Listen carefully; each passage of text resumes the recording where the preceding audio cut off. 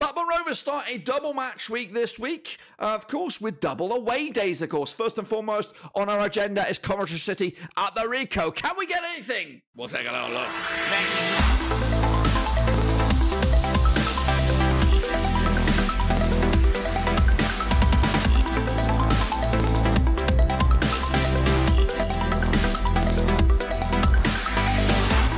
That's right, folks. Balance game with another match preview. Look forward to Rovers away days. That's right. It's Blackburn Rovers going to Coventry City this coming midweek. We'll get to that in just a second. Of course, if you're new, where you been? Smash your subscribe button back and see all things Rovers related, Championship related, World Football related. We're going to all here, boys, under one Rooski. That's right. Coventry City are our hosts this week, and of course, we may have a score to settle with them following a just dubious goal last season towards the playoff push. But anyway, enough about that. Of course, make sure you, of course, a big shout out to the VIPs, the patrons, of course. And again, once again, make sure you subscribe, of course, on the channel. Around about 78% of the viewers of this channel are unsubscribed. Let's try to change that, of course, and get this back to, of course, a bit more a decent number, guys. You can do it. Hit the subscribe. And, of course, let's get into the game then, shall we? Of course, it's coming at you this coming Wednesday. Coventry City are our hosts. Rovers are the visitors. Now, let's take a little look at Coventry City as we look forward to this one, or maybe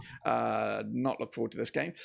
Mark Robbins is the governor between in the dugout. Has been there since 2017. He's got a contract to 2027. So they see the future of this club in his hands. Pressure might be on him a little bit after spending a bit of money, but his record against Rovers is not the greatest. Just 0.8 points per match.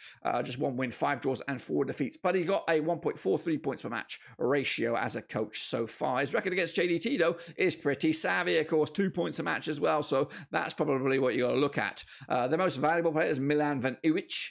He is a right back, of course, from the Dutchlands, valued around 7 million euros. He's got 25 players on the books, 8 foreigners, 2 national players, and 24.6 is your average age. Of course, let's have a look at those players then. Of course, there he is, Ben Wilson, the goal scoring. Was it Ben Wilson? It was Ben Wilson. Goal scoring number 1. Was it Simon Moore? I can't remember. One of them cretins. One of them cretins was, of course, the goal scoring or allegedly handballed, whatever it was. We're not settled on that yet. We need a point to prove there. But anyway, of course, looking at the defenders, we've got the likes of Joe Lataperdue, of course, from in Swansea, Milan Van Emp, we talked about him already, Louis Binks, Bobby Thomas, Carl McFadden, of course, there's some experience there. Into midfield, of course, a lot of talent as well. Jay Da Silva on the left-hand side. We've got Sakamoto as well, Liam Kelly in the middle of the field. And then further up top, we've got Haji Wright, Ellis Sims, a lot of money pumped into those two guys. And, of course, Matt Gordon, who's scoring goals for fun already. Let's take a look at those goals. Then he's got 5 so far. Ellis Sims got 2. Eccles, McFadden, Ayari, Lataperdue, Haji Wright, and Milan Van Emp all got goals thus far. The standout, though, has been this guy. He's not here no more, Gustavo Hamer. But, of course, Josh Eccles has taken over the reins with a 7.21 average. Ben Sheaf as well, 7.16, with former Rover Casey Palmer in the mixer right there, of course, and then the chasing bloody pack, of course. Let's take a look at the stats then. Averaging around 6.90 is Coventry City. They've got 9 matches so far, scoring 15 goals in those 9, working around about 1.7 goals a match. They've conceded 12, of course, hit the woodwork 3 times along the way. Missed a penalty so far this season. Got no red cards, but an average possession rate of 51.4 as well. 2 clean sheets to the books as well. Take a look at the recent run of events then. Coventry City, of course, just 1 win in 5. Of course, that was the most recent one. It was an away day travel against QPR. Their last home match was a 1-1 draw against Huddersfield Town, of course. They also drew with Watford 3-3 back at the Rico as well. So they are the draw specialists, but they've had a bit of a checkered history as of late. Looking forward, of course, after this match, of course, Norwich City on the weekend. Then it's the international break. Bristol City await for them after that. Rotherham, of course, back-to-back away travels. Then, of course, they host West Brom, and then they take on Preston North End as well. So that's, of course, the resume. What about the team then? Well, this is my team for Coventry. We've got Wilson between the sticks. We've got Binks. We've got McFadden. We've got Thomas at the back 3. We've got Jay Da Silva on the left. Lataperdue on the right. Kelly, Eccles, and Allen in midfield. We've got Sims and Godden up top. Haji Wright awaiting on the bench, of course. What about the Rovers then? Of course, let's take a little look at the yellows or blacks, whatever we're gonna wear this time around. Yep, that's us. Of course, JDT is the governor, 47 years of age. He got contracted 2025. That's of course another season and a half left. 1.64 points per match. He has managed against Coventry twice, and that was of course both against Mark Robbins. Just picking up a 0.50 points per match. So he needs that win against Coventry. He hasn't got that in his Panini sticker book yet. I mean, the most valuable player, again, according to Transfermarkt, is Tyrese Dolan. Again, it's a bit of a misnomer, a bit of a lie. You would say Adam Wharton is our most valuable player right now. 28 players on the books, 10 foreigners, a 23 average age, and 1 national team player. Let's take a look at, of course, the players. Of course, Wildstadt expected to deputise in the goal there, getting his first full start within the league. And then, of course, you've got the likes of Dom Hyam. James Hill might come in, got question marks about the fitness and maybe a bit of rotation perhaps, because I feel as well, I'm going to echo this, that every player should feel the breath of another one on their heels, clipping at the heels. That's why, you know, Dom Hyam is like certainty right now, but he needs to know at one gaff, a mistake, then guess what? Someone's going to be coming in there and say, you know what? You made a dick move last time around. I'm coming in, of course. So you might want to change it up. You might want to think about Scott Wharton. You might want to think about James Hill, of course, because we have been very leaky at the back. However, when you look back at the Cardiff game in the Cup, where of course a lot of these players did have minutes, they didn't do themselves any favours, either conceding a couple of goals. Of course, Callum Britton and Pickering on the flanks. Again, not much challenging, not much competition in that department as well. Take a look at the midfield then. Of course, Sigurdsson has been great. 2 goals in 3 games so far. He's not played a full 90 yet. Moran started to get into gear and really show us what he's all about. Smodic are red hot with the goals as well. Travis, no Hedges. He's out for the long term. Tronstad as well. He's knocking on the door, hopefully, for a full start. McInday slowly but surely keeping himself in the team. And of course, Hedges' loss is McInday's gain, and he does look like a handful on that right-hand side. Telalovic yet to get a first league start. Ennis edging ever closer. Love to see him get a game. Of course, right now, Gallagher and Leonard, there are question marks there. Let's take a look at then, of course, the goals then coming at you from Sammy Smodic. He's the main man with 6 goals thus far. Leonard with a couple as well. Hedges, McInday, Gallagher, and Siggy. That's, of course, just in the league. Of course, the main player is Sammy Smodic with 7.48 average. Hedges, of course, up there alongside Tommy Bloxham. He's had the one game, I think, or one cameo.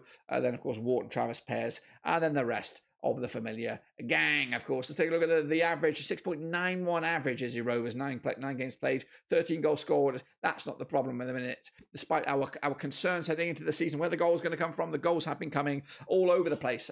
In fact, it's where they, of course, conceding just 20 goals conceded, the worst in the division.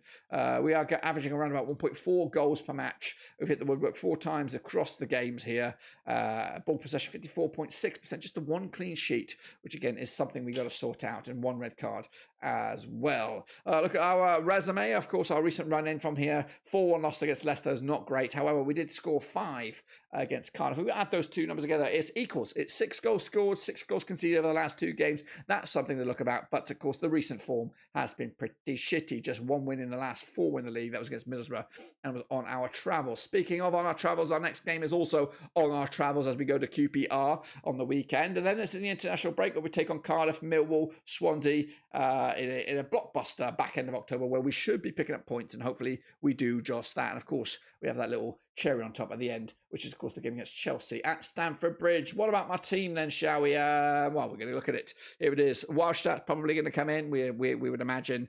We've got Pickering on the left, Britton on the right, Hyam, and then Carter.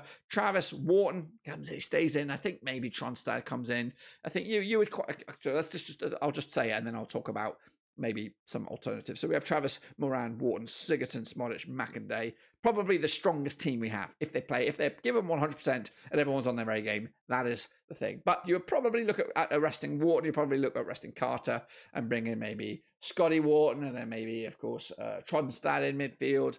Those are the 2 changes I would look to make moving forward. What about the recent form then between these 2 sides? Well, let's have a look at it. Of course, the last 6, both home and away. Pretty even, Stevens, 1 win apiece and 4 draws. The last time they played each other was, of course, at Ewood Park. It was a 1-1 draw, and it was Ben Wilson there you have it in black and white. The cheating scumbag, the one and only, the equalising goal, which of course is a point which would have been enough for us to get in the playoffs. That's how it hurts, guys. It hurts there. There's actually 6 or 7 of those little moments at the end of the season that cost us that playoff spot. Jamie Allen did pick up the 1-0 win last time around at Rico back in November 2021, around about the same time this season, last season, of course, and then the rest of them. Last time we picked up a win was a 4-0 away win at Coventry with an early red card. That's what we'd love to see, of course, heading into this one then. Of course, the recent run of events at the Rico is also pretty even. Played 5 and stretching all the way to 2009, won 2, lost 2, and of course drawn 1. The last time we won was a 4-0 win. We've just lost once at the last 4 against them at Rico, but that was, of course, the most recent one. So that's not good. So we need to kind of get back to winning ways. This is, of course, the form here, and of course, a little bit concerning maybe. You look at Coventry's 3 draws in the spin, so they're unbeaten at home, but they haven't won that many, just the 1 win. They're a little bit hard done by with the Huddersfield one. Not too sure about the Watford one. I think they kind of threw it away. And of course, Sunderland playing away from home is quite a difficult feat. As for Rovers back-to-back away defeats there in the league and conceding at least 7 goals in 2 games is not a pretty stat. What can we expect then from this match? Let's take a little look at it. Coventry's strengths: attacking set pieces, shooting from direct from free kicks, stealing the ball from the opposition. Their weaknesses, though, avoiding fouling in dangerous areas, defending against long shots, protecting the lead, and aerial duels. Their style of play is through balls often down the left-hand side and also playing in their own half. Rovers' strengths: counter-attacks, creating chances through individual skill, coming back from losing positions and scoring chances. Our weaknesses, though, are finishing, scoring chances. That's a big one. Defending against set through balls, defending against skillful players, avoiding fouling in dangerous areas, aerial duels, avoiding offsides, of course, defending set pieces, defending counterattacks, defending against long shots, stopping opponents from creating chances. Style of play: possession football, short passes, of course, through balls often. Opponents play aggressively against us, and we have a consistent first 11. Coventry will score from a set piece situation. They'll also score from a direct free kick. Rovers will make a comeback if they go behind. This is, of course, a quick grand scheme of things between the two sides. Of course, Coventry at the top, Rovers at the bottom. Of course, quick look at the form here. Just 1 win in, 4, 5, 6. So 1 win in 7 for Coventry. We've got 3 wins, 4 defeats the last 7 games as well. So it's a very difficult, weird kind of game to call. The value for the two teams: 52.5 for Rovers, 48.5 or 48.8 is your Coventry City. They have a better e-market value than us. They have an older team than ours, more national team players. We have more youth team players and more foreigners as a whole. Quite a look at the grand scheme of things then. 22 times they played since 1993. We've got 7 wins for Coventry. We've got 6 wins for Rovers, and we've got 9 draws, of course. Biggest win for Coventry was a 5-0 win, scoring 30 goals in those 22 matches, 1.36 goals a game. They may have won more than us, but we've scored more than them. Our biggest win was a 4-0 win. We scored 35 goals in those 22 matches, 1.59 goals a game. 33% form for Rovers right now. Pretty shitty right now. 2 wins the last 6 up against Coventry. 50% form for them right now. 1-1, lost 1, and drawn 1. They are 14th. We are 18th. They have 11 points. We have 10 points, but the bookies have them 21-20 for the victory, 12-5 for the Rovers, and of course 13-5 is your draw. What's going on elsewhere this midweek? Of course, a lot of games are going on. Ipswich against Hull City kicking us all off on Tuesday. We have Middlesbrough against Cardiff. We have Birmingham against Huddersfield. We have Plymouth against Millwall. Then we have West Brom, Sheffield Wednesday, Stoke against Southampton. Into Wednesday, Zinger chicken dinner. We have Leicester against Preston, Swansea against Norwich City, Leeds United against QPR, Sunderland against Watford, Coventry will go against Rovers, and of course we'll talk about that shortly, and Rotherham against Bristol City. That's right, of course. Let's go to big picture for a second here. Pete will be at the watch along, of course, looking forward to the game between Coventry and Rovers. Hopefully he can bring a bit of luck to the Rovers watch along, so make sure you check that out. I do not know if we'll have a vlog. It is a midweek, of course, a bit of travel involved, so we don't know. We'll hope to have a preview, instant reaction, all that kind of jazz, as we do normally. But of course, let's get back into the deep end here and have a look at the table. It's not grim, it's not pretty. 14th place Coventry City, 18th place Rovers. A win for us, though. We could see ourselves leapfrog Coventry, and we could even go as high as 8th in the table. But a defeat, and we could even be in the drop zone, which of course is a major concern. So let's hope that does not happen. Of course, look at the goal scorers at the minute. It's Jack Clark running away with it with 7 goals. Armstrong with 7 as well. Smollish up there with 6. Coventry's Matty Godden up there with 5 as well. And then, of course, the chasing pack. Key assist makers, Dan James with 4. Sarah and the rest of the pack with 3 as well. And then, we're forced to make a prediction here, of course, on this game. It is at the Rico. Of course, our form is pretty shit. I really, really probably would take a 2-2 draw. I'll take a point right here, right now. If you offer me 0-0, I would take it to the bank, guys, because we are in a bit of a skids. The next game also against QPR is also a difficult one as well. So I'll take a point if offered. It is a winnable game. Don't get me wrong. It is a winnable game. And we do have a bit of a score to settle with Coventry City, in particular, Ben Wilson. So we can win this, but we also can lose this, and we can lose it quite convincingly. They have got goals in this team, Coventry City. Sims is up and running now, got 2 goals. Gordon's already ripping it up. Hadji Wright as well from the bench. 3 strikers, and we'd probably kill ourselves. So we'll kill ourselves. We'll probably stab ourselves in the leg for one of those strikers at the minute, because we don't have any. But we do have a goal scorer in Sammy Smodic. So I'm going to go with a 2-2 draw, action stations, all that kind of madness. And of course, we can catch all the coverage right here at Blackburn Roverseas with the watch along and Pete. But until then, guys, we're done.